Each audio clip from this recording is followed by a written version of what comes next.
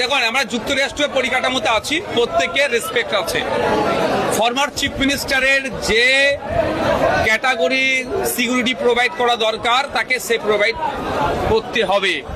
Naushad Siddiqui MLA হিসাবে যে নিরাপত্তা পাওয়ার দরকার সেটা কিন্তু মমতা ব্যানার্জি দেয়নি, ফলে কোর্টে গিয়ে নিতে হয়েছে।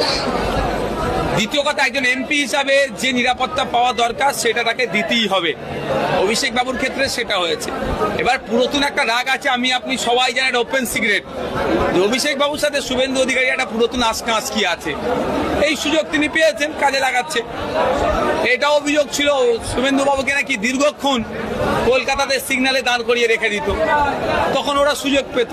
তবে এই রাজনীতিতে আমি নাই। আমি এতটুকু শুধু বলতে চাই যে সংবিধান প্রদত্ত যে অধিকারগুলো আছে সুনিশ্চিত করা, অভিষেক বাবু মমতা ব্যানার্জি নয়, পশ্চিমবাংলার প্রতিটা নাগরিক যাতে নিরাপদে থাকে সেটা দেখার দায়িত্ব বর্তমান মুখ্যমন্ত্রী শুভেন্দু অধিকারী মহাশয়ের।